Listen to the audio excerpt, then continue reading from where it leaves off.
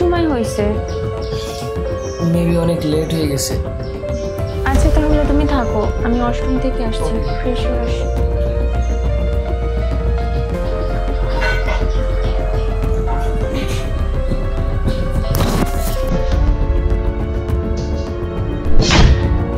নির্ঝর, নির্ঝর, তুমি এখানে মেরিনের সাথে কি করছো?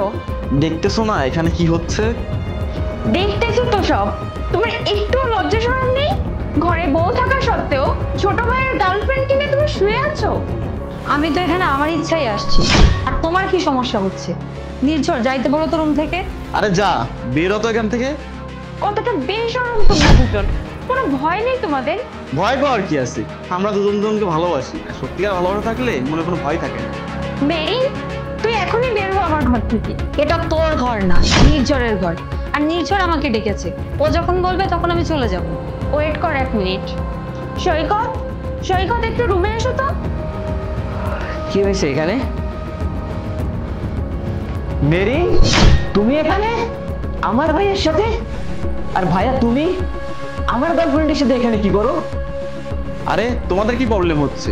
যখন আমাদের কোনো প্রবলেম নেই, তোমাদের আবার কি হয়েছে? আর হ্যাঁ, তোমার কিসে হবে সমস্যা? আর তুই আমার ভাইয়ের সাথে মিশে আমাকেই ধোঁকা দিচ্ছিস? আরে কিসের কমতি রাখছিলাম আমি তোর, যে আজ এই দিন দেখতে হচ্ছে? হ্যাঁ, টাকা চাই না তোর, তুই তো ওইসব মেয়েদের মতো টাকার লোক। আর নির্ঝর, তুমি তুমি আমার কথা একবারও চিন্তা করলে না যে তোমার ঘরে বউ আছে, তোমাকে অনেক বেশি ভালোবাসে? চিন্তা করার কি আছে? যে যেটা করে না সে সেটা করতেই থাকে। তোমার মতন খারাপ মানুষ আমি আমার জীবনে কখনো দেখিনি। এমনিতে একটা মেয়ে নিয়ে শুয়ে আছো আর এত বড় বড় কথা বলছো, মনে হচ্ছে কোনো মহান কাজ করতেছো তুমি। আরে যাও না, তুমিও গিয়ে করো কোনো মহান কাজ। আমি তোমার মতন এত খারাপ মানুষ না যে স্বামী থাকতে অন্য মানুষ নিয়ে শুয়ে থাকবো। ওহো, তুমি তো খুব লয়াল, তাই না? হ্যাঁ, তেমনটাই। আমি আজ পর্যন্ত আমার স্বামী ছাড়া অন্য কারো দিকে চোখ তুলেও তাকাই। ওহো, তাহলে তো তোমার সঙ্গে খুব বড় অন্যায় হচ্ছে। 1 মিনিট ওয়েট করো। তুমি তো কারো দিকে চোখ উঁচু করে দেখো না, তাহলে এটা কি? নির্ঝর, তুই একটু দেখ। ভাইয়া মানে? এখন বলো, এখন কেন তোমাদের মুখ দিয়ে কোনো কথা বেরোচ্ছে না? 1 মিনিট আগে তো অনেক বড় বড় কথা বলতেছিলে দুজনে। ভাইয়া, ভাবির শরীর অনেক অসুস্থ ছিল, এই জন্যই আমি সত্যিই অসুস্থ হয়ে পড়ছিলাম, তাই সৈকত আমার একটু টেক কেয়ার করতেছিল। টেক কেয়ার করতেছিলে? এভাবে কেউ টেক কেয়ার করে একজন আরেকজনকে জড়িয়ে ধরে? ঠিক আছে, আমরা মানতেছি আমরা যেটা করছি, কিন্তু তোমরা কি করলে দুজন বেডে শুয়ে?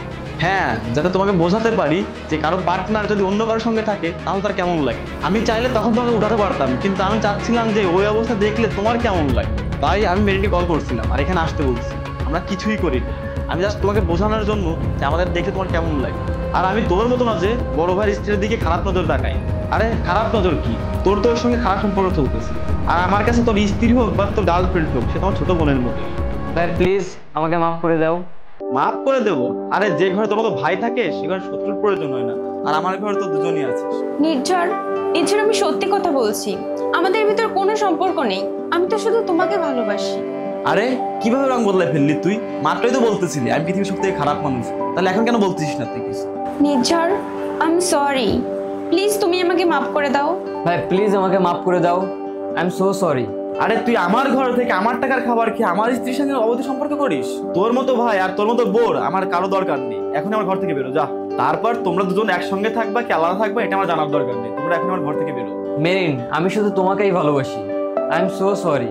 যে ভাই কিনা তোমার জন্য এত কিছু করলো, সেই ভাইকেই তুমি ভালোবাসতে পারলে না, আর আমাকে কিভাবে ভালোবাসবে? আর তুমি তো কখনো আমারই ছিলে না, সবসময় তোমার ভাবির প্রশংসা করতে আর ভাবির সাথে আমাকে তুলনা করতে। আরে না মেরিন, তুমি আমাকে ভুল বুঝতেছো, এরকম কোনো কিছুই না। বের হ ঘর থেকে, আগে বের হ।